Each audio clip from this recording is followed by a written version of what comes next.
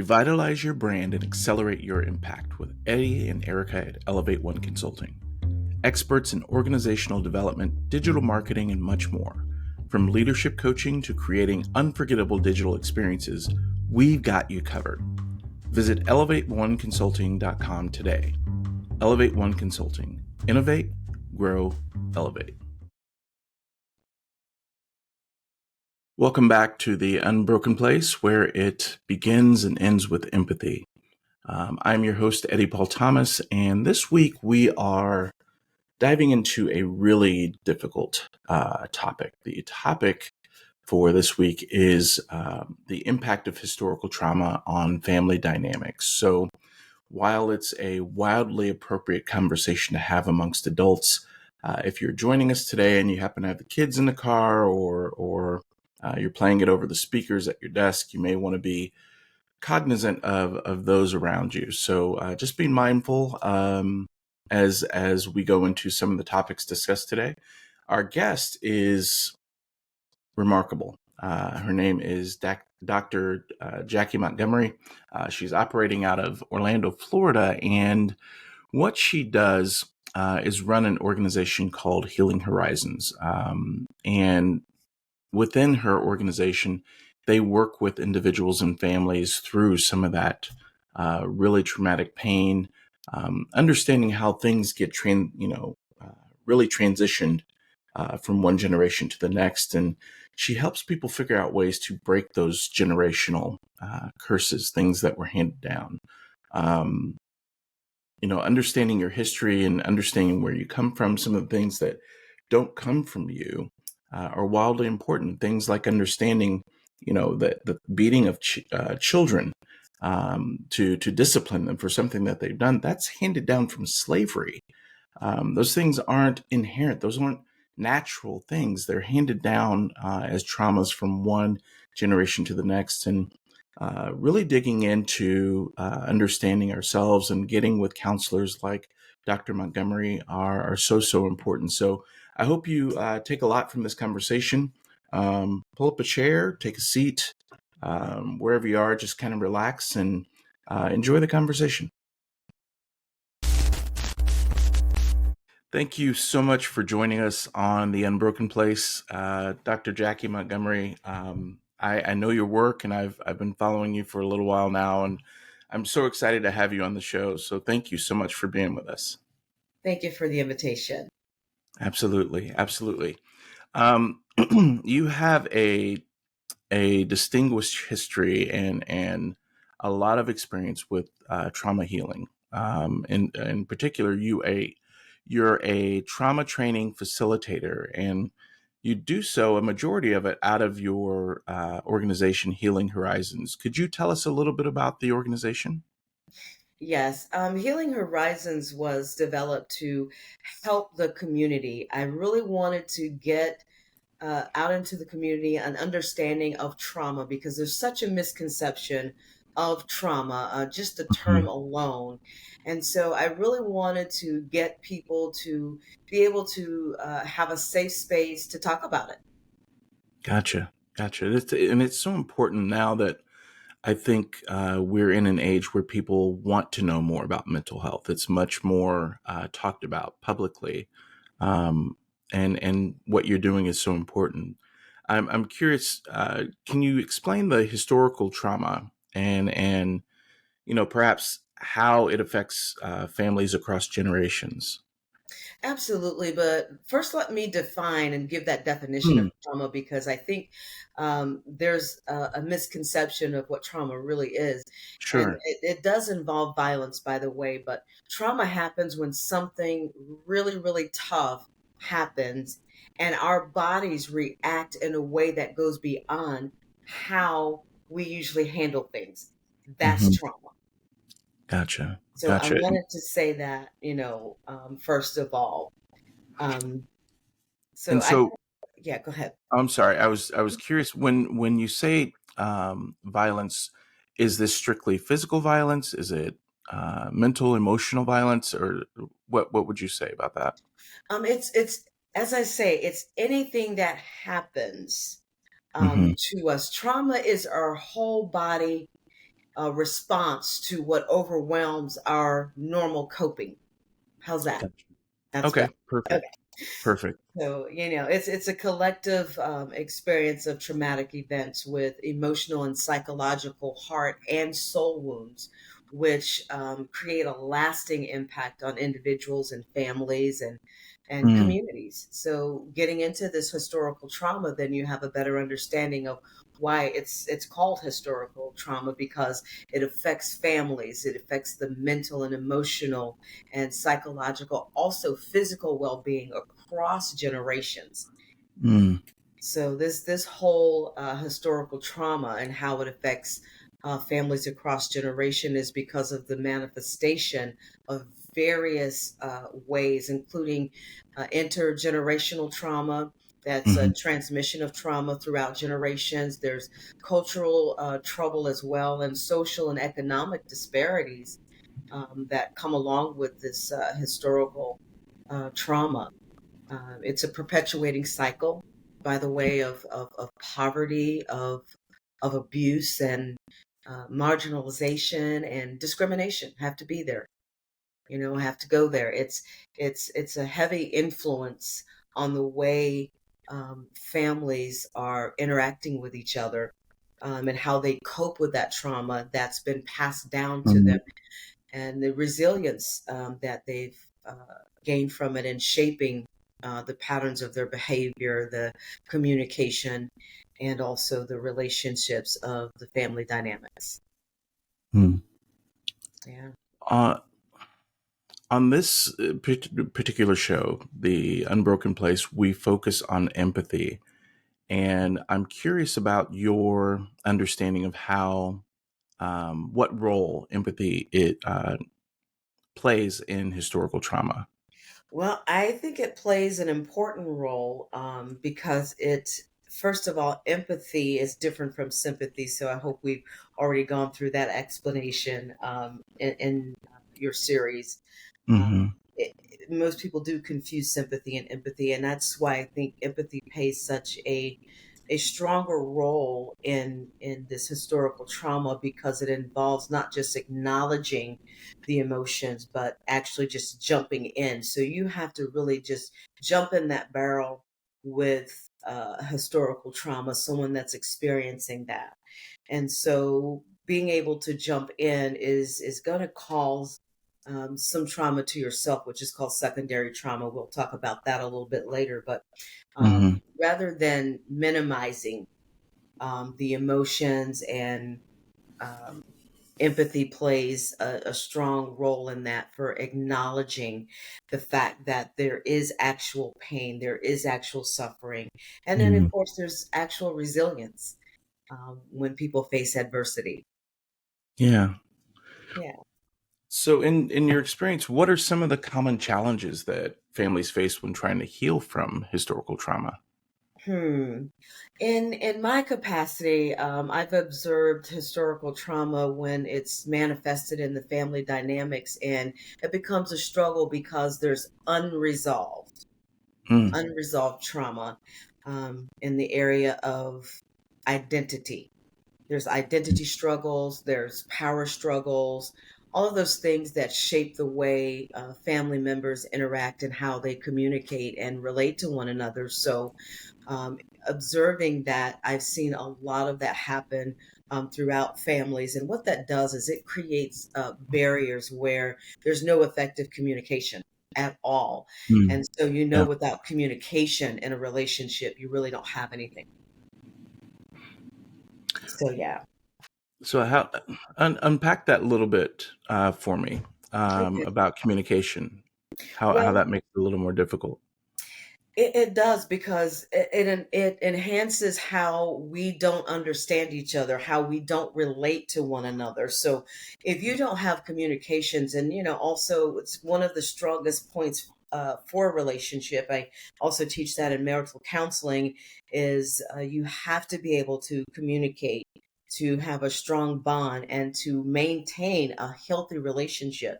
You've got to be able to talk about it. If you're not Mm, able to talk about it and express the real you, the true you, then it's going to be a continuous struggle. And when you talk about empathy, you have to be able to sympathize and empathize with a person and allow them to be able to express themselves and communicate. Yeah. Mm. I can certainly see the importance of something like that. And I'm just, as you're speaking of these family dynamics, I'm wondering, for those who might be listening, if they're dealing with trauma, or possibly thinking that trauma might be impacting their family relationships, how can they begin to identify and address the impacts of historical trauma within their own family? Well, to first identify it, I would certainly say that, of course, my first thing is going to be get a counselor because there's some Hmm. things that you don't know that you're carrying. We can certainly unpack it in emotions, things that we're feeling, and things, our behavior patterns and styles that have been passed down from generations. For instance, Hmm. you could actually be mad at a relative because your family member's mad at them, Yeah. Yeah. you know.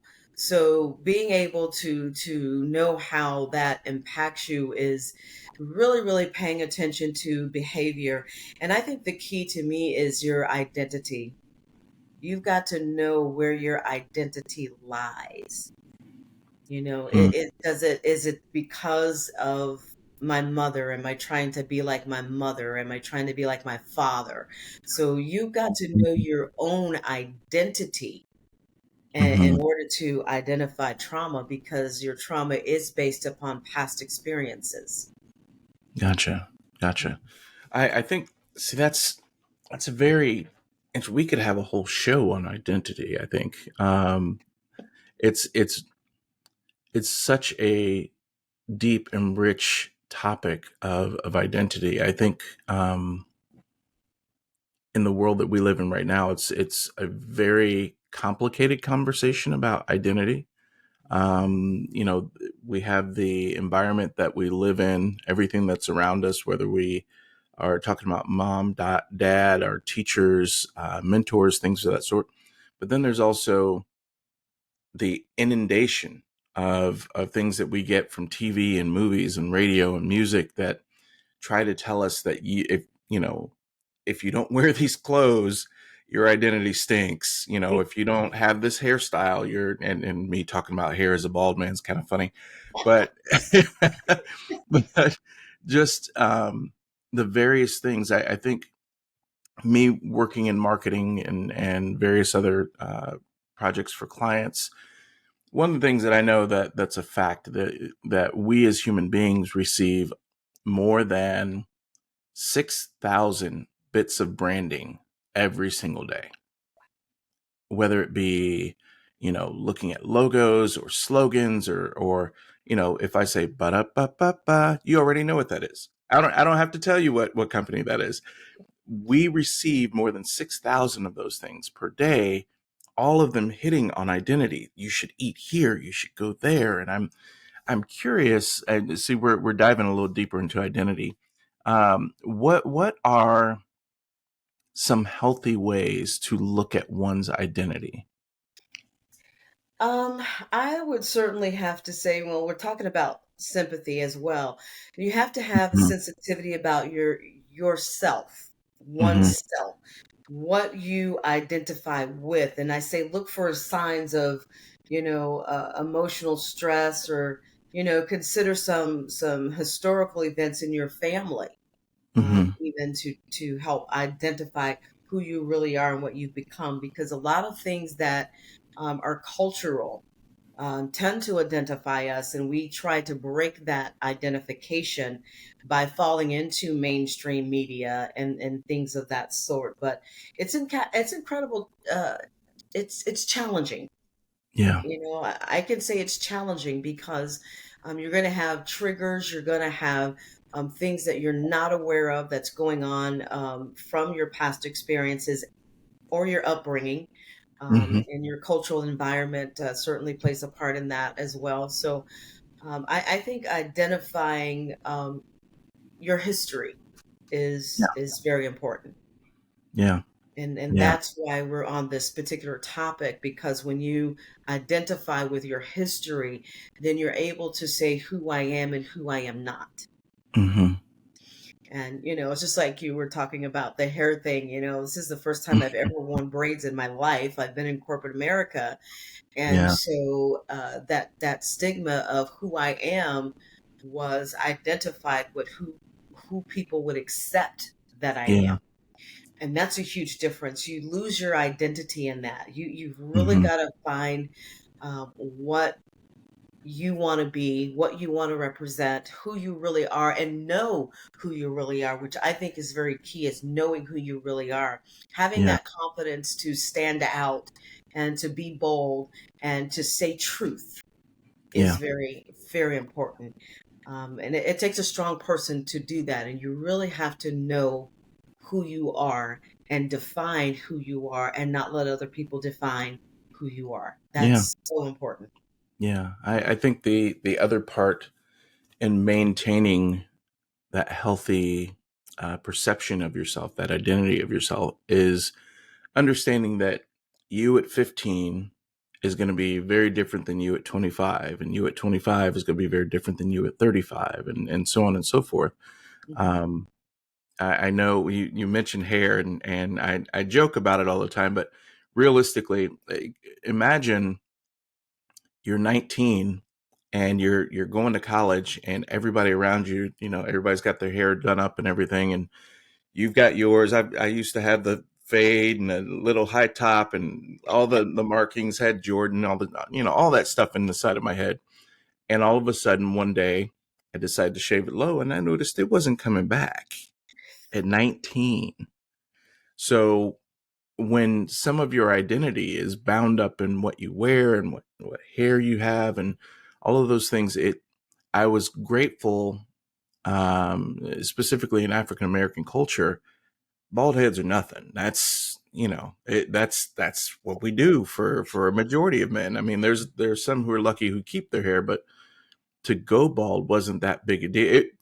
It was a messed up 3 or 4 months where I was like, let me get the Rogaine. But the just having so much of my identity forged by the positive reinforcement of my parents and uncles and cousins and teammates and all that, just it wasn't as traumatic as it could have been for I think some people.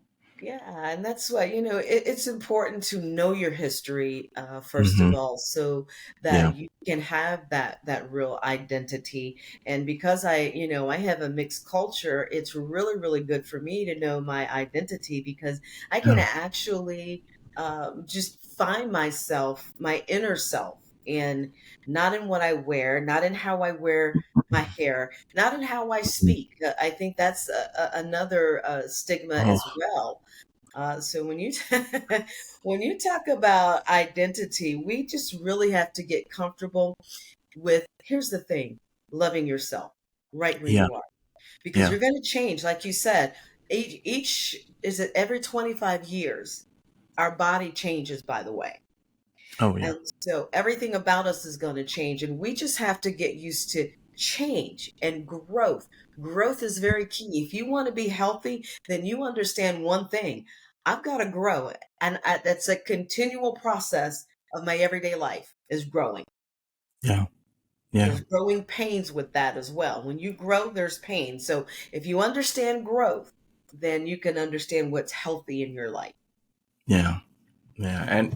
And I think for some people, if not a lot of people, dealing with some of that pain comes from others who are in your life, whether it be family, friends, coworkers, what have you.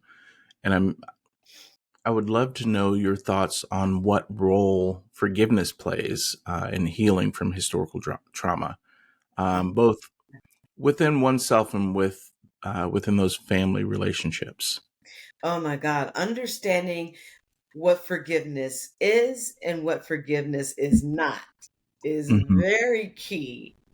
In it plays a key role in just life in general, not just Yeah. historical trauma, but what it is not. Let's go there. It Okay. is not dependent on the offender apologizing first. It is not Mm, minimizing what the offender did to you or why they did it to you.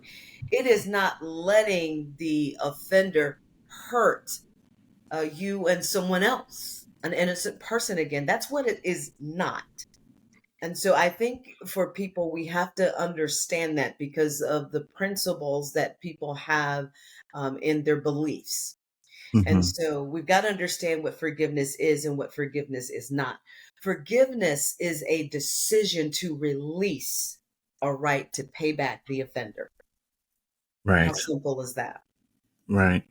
It doesn't happen all at once. It doesn't happen overnight. There's really a cycle of forgiveness. Hmm. And in that cycle, you can go back to feeling that bitterness, that resentment, whatever that emotion is. You can go back to that. You can circle back to that many, many times in our hearts towards that offense. But it's Yeah. very, very key to get to that place to where you you actually release, because it is a Mm, release yeah. of wanting to pay back. And once we understand that, I think we understand how important the role of forgiveness is Hmm. in the healing process. It's essential to recognize that forgiveness it's a personal journey. It's not Hmm. something you can take with anybody else. Yeah. You can't Yeah. drag someone else, and you can't make somebody forgive you. You can't drag someone into forgiveness. It's Right. a personal journey. And so it has to be a personal release because you're the one that's hurt. Yeah. And it's important that we recognize that we have to learn how to release. Hmm. And that's important in the aspect of trauma. Are you able to release? There are people walking around with 20 years of not forgiving someone simply because they don't know how to release. And it's a cycle. Don't touch that dial. We'll be right back in just a moment. People use dials anymore? At the Say Something Studios division of Elevate One Consulting, we don't just build websites, we craft unforgettable digital experiences. Imagine a place where design, development, UX, SEO, and management harmonize to elevate your brand to unprecedented exposure. A place where your website is not just seen, but felt, experienced, and remembered. Our expert team, equipped with unparalleled marketing insight, turns the everyday task of website design and management into a seamless, empowering journey. With Elevate One, you're not just launching a website, you're embarking on a transformative business adventure. We meticulously design every aspect, from intuitive navigation to stunning graphics, ensuring your digital space authentically represents your business ethos. Ready to transform your online presence into a thriving digital masterpiece? Visit us now at www.elevateoneconsulting.com and start your journey to digital excellence. Elevate One Consulting. Innovate, grow, elevate. And we're back. I think what you're saying is spot on, and it's missing from the conversation in so many of our faith traditions. You know, no matter what faith tradition you come from, forgiveness is a key part of it. Hmm. And what I can't recall ever hearing in my several years. I'm not going to tell my age. Several years of being involved with several different organizations, churches, synagogues, what have you. Hmm. No one has talked about the process of forgiveness. No. That not that I can recall, and I'm sorry if I've missed you, Pastor, or anyone else, but I don't ever recall hearing about the process of forgiveness, Hmm. other than being told you need to do forgiveness because it's more for you than it is for the actual person. I remember hearing that distinctly from several different Yes. viewpoints, but Yes. And the so you sit process is so there. important. Yeah, you sit there and you don't know, okay, you tell me that this is something that I need to do. This is something that I have to learn to do, but how do I get there? How do I go from A to B to C? And it's a process because you have to understand that emotionally, you could go into these different cycles of feelings and Hmm. emotions, and you have to process those. And in the midst of processing those, you have to understand I've got to release. There's in forgiveness, you don't know you have bitterness. In forgiveness, you don't know you have resentment. Yeah. In forgiveness, you don't even know you have anger. Mm. A lot of people don't know they have anger in forgiveness. Right. They just think they're angry. And Right. they don't know. They're angry because they can't forgive. They can't let it go. They can't release, and it's frustrating. And that's what anger is. You just can't release. And the way you release is anger. So, there's a whole process. There's a cycle when it comes to forgiveness. And you're right, it needs to be talked about a little bit more, and hopefully Mm. that's going to be a part of Healing Horizons. Yes, yes, so important. And just so you know, folks, we're speaking with Dr. Jackie Montgomery. She is in Florida. What part again? I'm sorry. Orlando. Orlando. There we go. She's in Orlando, Florida, and I know there's a lot of ridiculousness going on right now down in your area. And Won't get into Florida. politics. I just that's Please I don't. don't go there. I promise I won't. I won't do it with any person who ever comes on this show. But I just know that there's a lot going on, and I can bet that there's a lot of trauma being dealt with right now because of what's going on. So Absolutely. And it's touching on the base of the historical trauma and the empathy. People don't want to be reminded of hard things, and they yeah, try to erase that. And unfortunately, you can't erase it. You do have to address it at some point. yeah, But in Florida, we're in a position where they're just trying to erase it, and there's a lot of trauma behind all of that, hmm, and that's where the on both empathy sides has of to that. come in. Yeah, on both sides. It's the empathy has to come in, and it's important because you have one side that has to jump in the barrel and understand the other side, and then that side has to jump in the barrel and understand that side. So when you Hmm. talk about empathy, it's actually getting in there. It's an action. It's not Hmm. a word. Oh, I understand, or oh, I'm so sorry. Yeah, It's an yeah, action word, and yeah. that's what's important. So with with your experience in working with families and individuals, could you share without saying any names or anything like that, but just share a success story where, or maybe even a case study where a family was able to overcome the impact of historical trauma through empathy and understanding? Oh, absolutely. I can share a didactic from my clinicals. There's a story where there's a high rate of substance abuse, domestic violence, and mental health challenges among family members of historical trauma. And they began to provide some safe space for the family members to share their stories and express their emotions and kind of Mhm. gather some support from one another in the family. And they did this by having little family gatherings, not Mhm. like a full blown family reunion, but just little family gatherings over at such and such's house, and, little barbecues and stuff like that. And so over time, individuals within that family began to recognize the impact of historical trauma in their families, and they were Mhm. able to talk about it, and they began to practice empathy and understanding towards one another so that they can acknowledge that pain and that suffering together, Mhm. that they were going through in that historical trauma. And so they learn to communicate openly. One of the cultural norms for our culture is what goes on in this family stays in this family, Yeah. or what goes on in Yeah. this house stays in this house. Well, they were able to take that struggle in that family and experience a transformation in their relationships, in their family dynamics. Watch this, through forgiveness and reconciliation. And that was their central theme when they began to get together and have these open conversations.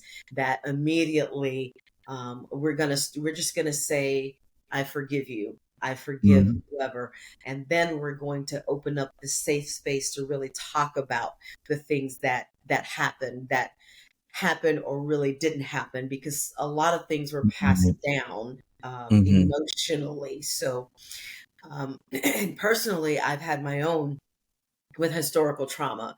I have an aunt who has passed away, but Mhm. I never liked her. I never, sad to say, I never Mhm. liked my aunt. Yeah. But historically, when she was ill, before she passed, I was able to really get to know her better. She had a lot of trauma that was passed on. She Mhm. said to me that my uncle is my father. She said things to me. She was 14 and they beat her mom, and so much so that my mother actually had twin brothers that were beaten out of Mm. the mom. And so here she is at 14, uh, trying to stop them from beating on her mom, which happened a lot in the culture for disabled people, Mhm. handicapped people.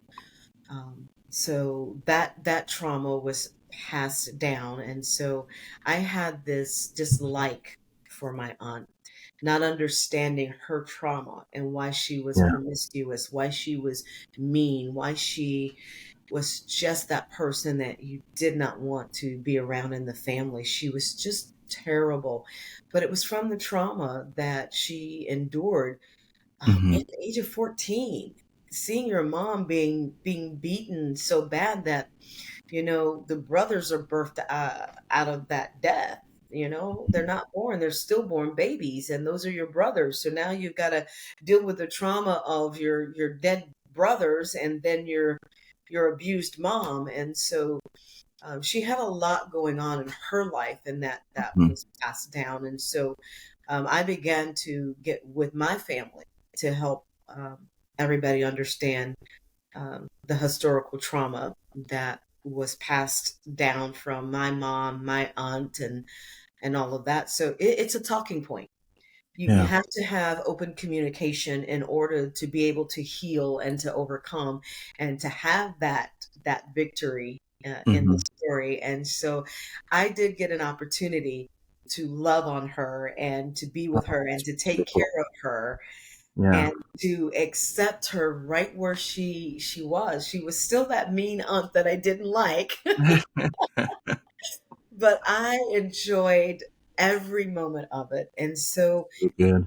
we have to have that empathy. I jumped right into her situation and had empathy for her after all of these years of dislike, Yeah. and everybody not liking her in the family for that same reason. And Mhm. so understanding what happened to her and walking with her alongside her in that pain Yeah. was amazing. And I Yeah. think that's where empathy plays a part, is walking alongside each other in that pain. Choosing to walk alongside Yes. people. Gosh, you touch on so many things with that story. Thank you for sharing. It's amazing because in the very first episode of this podcast, I was explaining that one of the biggest obstacles to empathy is the story we tell ourselves about other people, and how important it is for them to be allowed to fill in the chapters of their own story with us, as Yes. opposed to us writing it. And as I was doing kind of a small book tour for my book about building bridges, while dealing with racism, the one thing that I was trying to connect with people on is, when you hear these things in the news or what have you about this group of people, the black people, or the Mexicans, or the what, think about the way you're receiving that information and how it makes you feel about those people. And when I've sat, on these little uh, panels, I would often ask, how many times have you had a negative association with Black people, but you've never spent any time in a Black home, a Black church, a Black school, a Black community, but you watch the movies and listen to music, and that just tells you everything that you know about them, and that's all you need to know. I don't want them around me.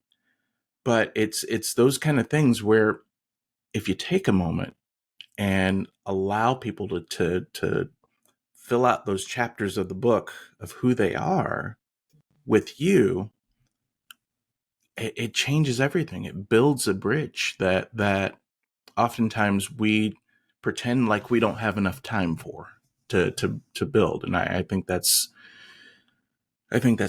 part of the tragic experience that we have as human beings, not giving others that opportunity. And I think the other point in listening to your story is I think we all know that family that is struggling with trauma of some sort.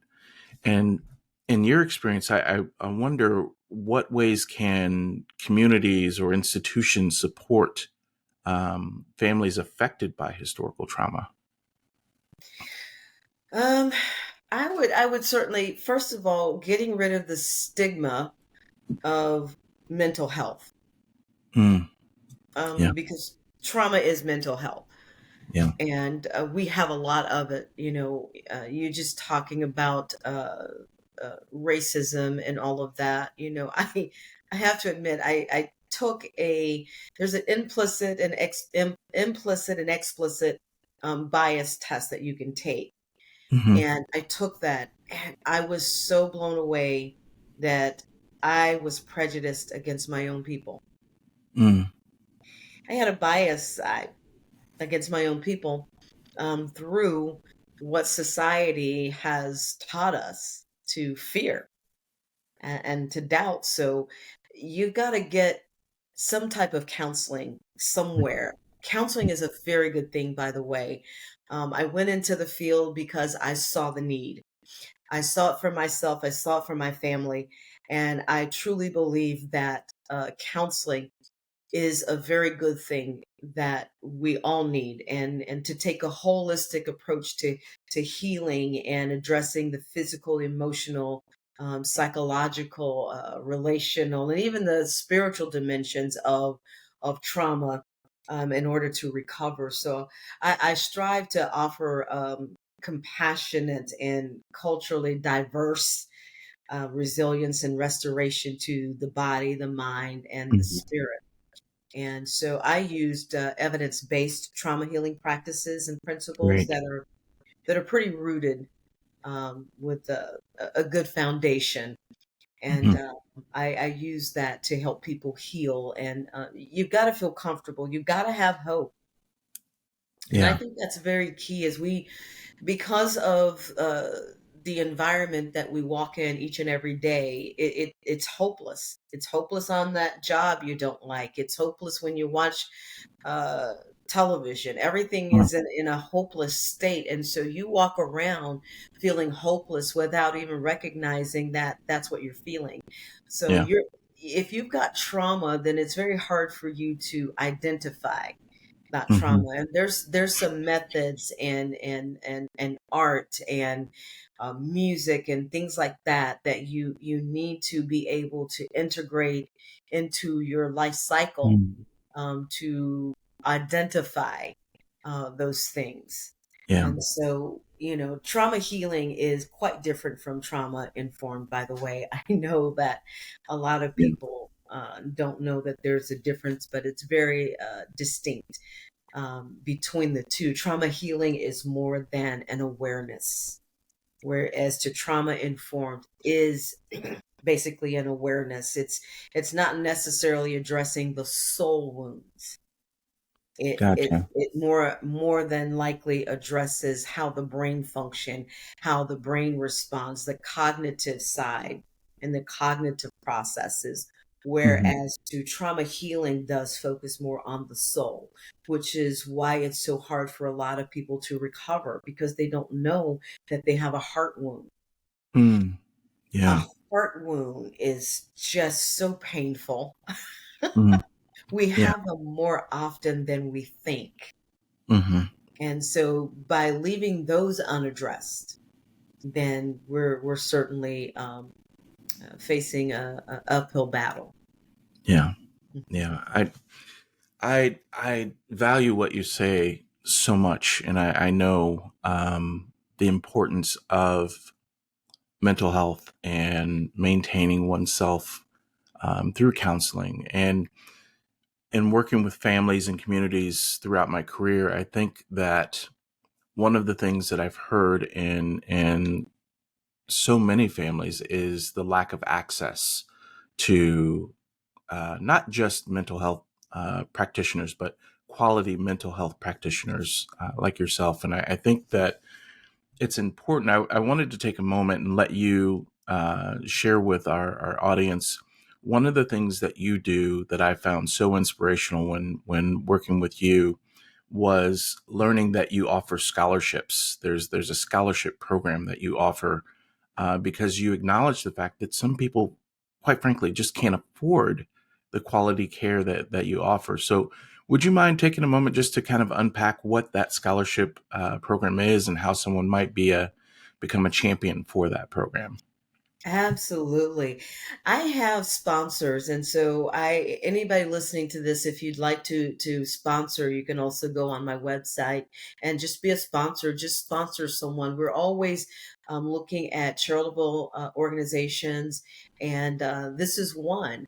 There's people that really, really need the help, and they just can't afford it. So the scholarship then goes by what they can afford, and it provides assistance for them to have that ongoing support and be a part of a healing group where they have that safe space where they can totally heal. So they can constantly come to free healing groups. They are free, by the way. Mm, I know. When you say free, everybody goes, yeah, what's the catch? Well, they're really right, right. um, I love doing the healing groups simply Hmm. because it's life changing. It's Yeah, transformative. I just did one this weekend, and I just looking at the faces of the people that we weren't even done. We were just doing the second day of it. And because they'd gone through the healing process and they had that awareness, it includes art, activities, things that you need to be able to open up and express yourself. It's all about expressing yourself. And hmm, so the scholarships are done so people can learn that it's okay to express yourself. You need to talk about it. You need to get it off your chest. You need to get it out of your head and talk to someone about it. And what's good about the healing groups is you're not talking to someone that you know in that healing group. You're talking to a total yeah, stranger. And opening up that safe space, people were just so amazed after the first breakout group that how easy it was for them to speak to a total stranger.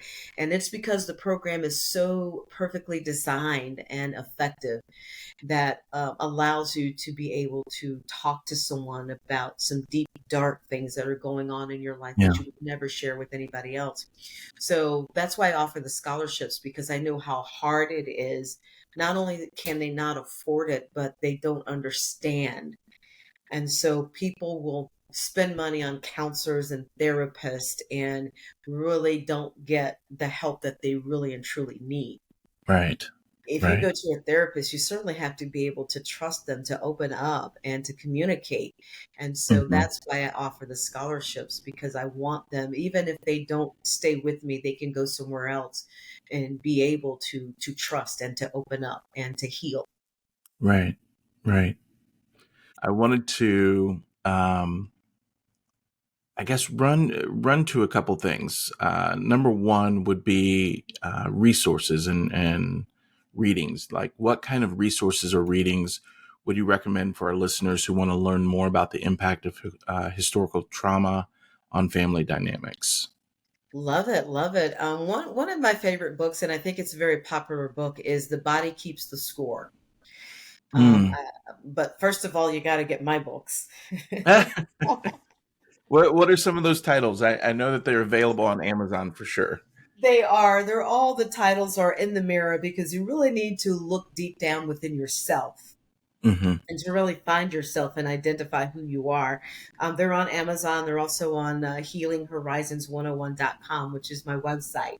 But they're Hmm. short stories because I realize that people don't process the same way. Yeah, So there's people that can read novels, big books and retain and just the way that they process and what they're looking for. But then there's people like me. I will buy a 300-page book, but I know how to go in there and get what I want out of it and yeah. know the outcome in a few pages. So those books are out there, but I guess the workbook is the best. Um, Top seller is Because Rejection. Mm. Rejection is a lifetime emotion. It's from the time you hear the fact that you're going to be like your father or your mother and you're not going to be any good until the time you're in diapers and no one wants to be with you in the senior facility. So that book is really, really good for trauma healing. Also, the American Bible Society has a Restoring Hope Bible. Mm. That is Okay. good for those that have a belief. But I also like to talk about Mark Wolynn, and it's WOLYNN.com. He has some free videos out there for mental health and for trauma, and I think they're very good videos. So that's another resource as well. Outstanding. Well, thank you so much. I have one last question for you. Just in this wonderful discussion we've had about trauma and ways to address it, um, how can our listeners cultivate a more empathetic understanding towards others, especially those who have been affected by historical trauma themselves? Well, I just think they have to be intentional. They have Mm. to be intentional about offering support and validating other individuals that are affected by historical trauma. And historical trauma, is well known amongst African Americans, Hispanic, Asian, Holocaust survivors, refugees, and those type of populations. So just being aware of the trauma that's in all of those groups, the indigenous people, um, Hmm. those groups. And so just being aware to that you have to be intentional.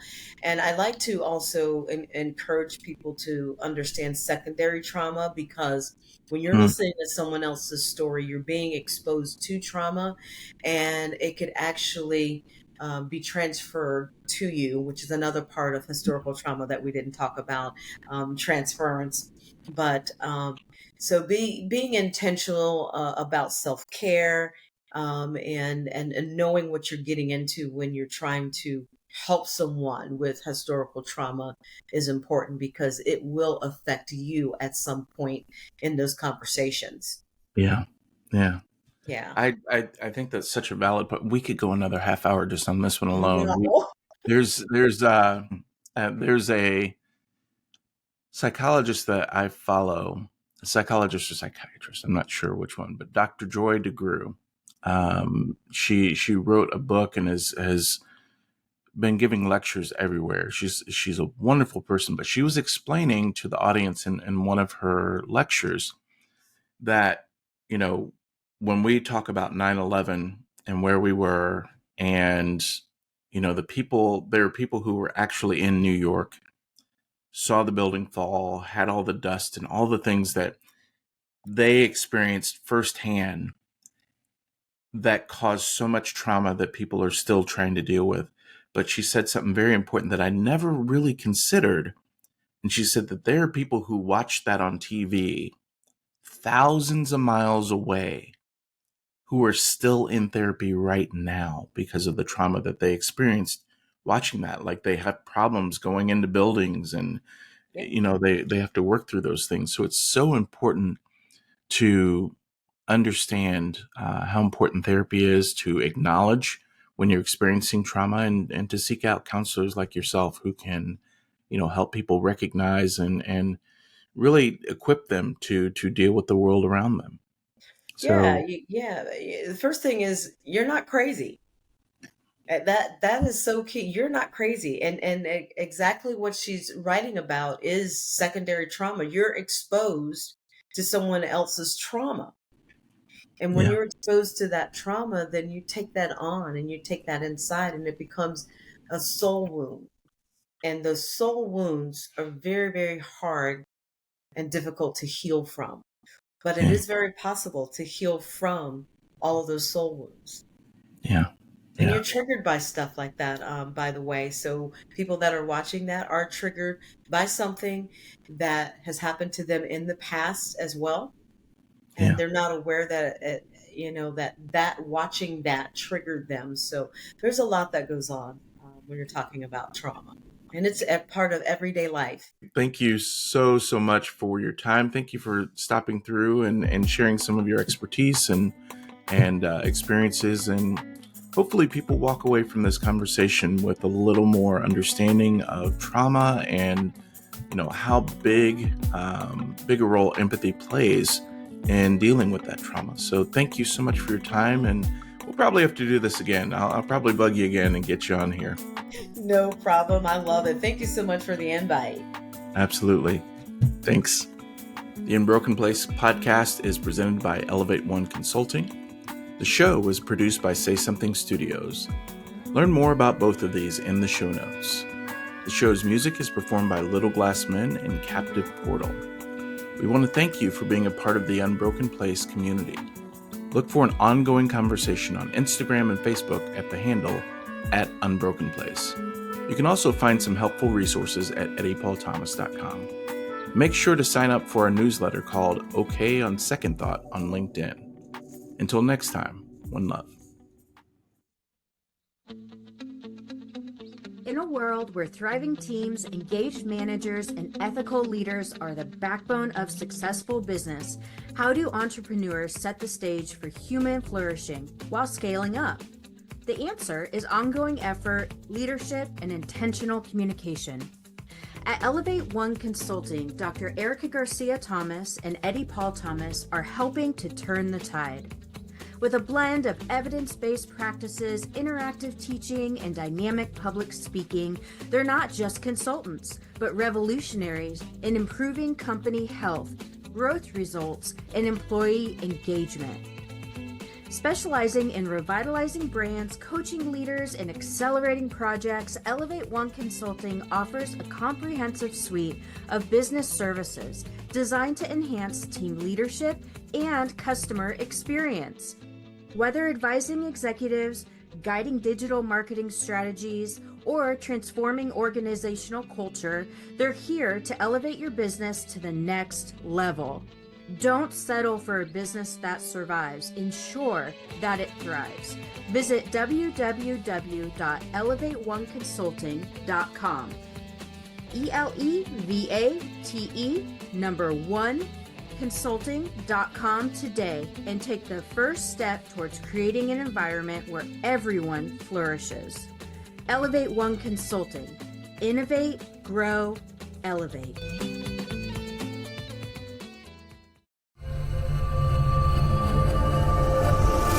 Say Something Studios.